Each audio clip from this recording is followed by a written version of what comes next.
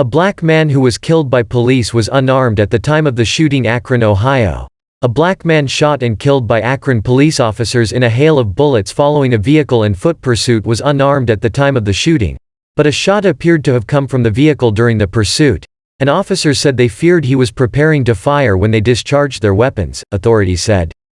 Police on Sunday released video the mayor called heartbreaking of the pursuit and shooting of Jayland Walker, 25, while pleading for peace and patience from the community while the state investigation into the shooting continues.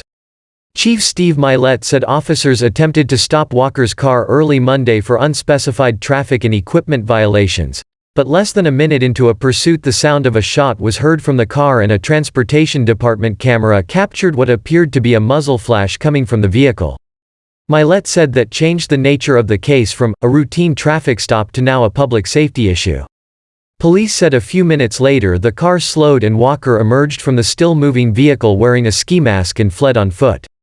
A handgun, a loaded magazine and a wedding ring were found on the seat, and a casing consistent with the weapon was later found at the point where officers believed a shot came from the vehicle. After an unsuccessful attempt to use stun devices, the foot chase continued to a parking lot, at which point a crescendo of bullets can be heard. Mylett said he has watched the video dozens of times and Walker's actions at the time are hard to distinguish, but a still photo seems to show him going down to his waist area, and another appears to show him turning towards an officer, and a third picture captures a forward motion of his arm. After the shooting, the officers who fired were kept apart from each other and watched, and arriving investigators walked them individually through the scene, Mylett said.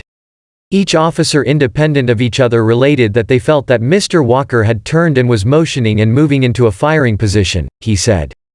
Mylett said an officer firing at someone has to be ready to explain why they did what they did. They need to be able to articulate what specific threats they were facing, and they need to be held to account. But he said he is withholding judgment on their actions until they give their statements, and he said the union president has told him that all are fully cooperating with the investigation. Police said more than 60 wounds were found on the body, but more investigation will be needed to determine exactly how many rounds the 8 officers fired and how many times Walker was hit. Officers provided aid, and one can be heard saying he still had a pulse, but he was pronounced dead at the scene, Mylett said.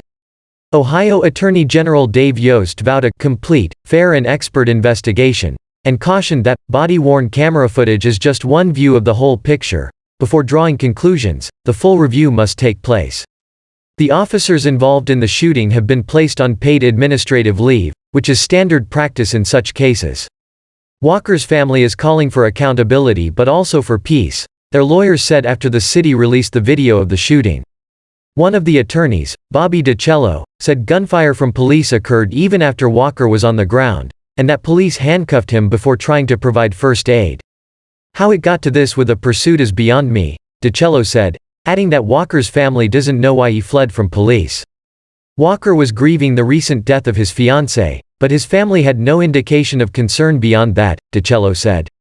He was sad, but he was getting through it, DiCello said. He said he doesn't know whether the ring found near the gun belonged to Walker.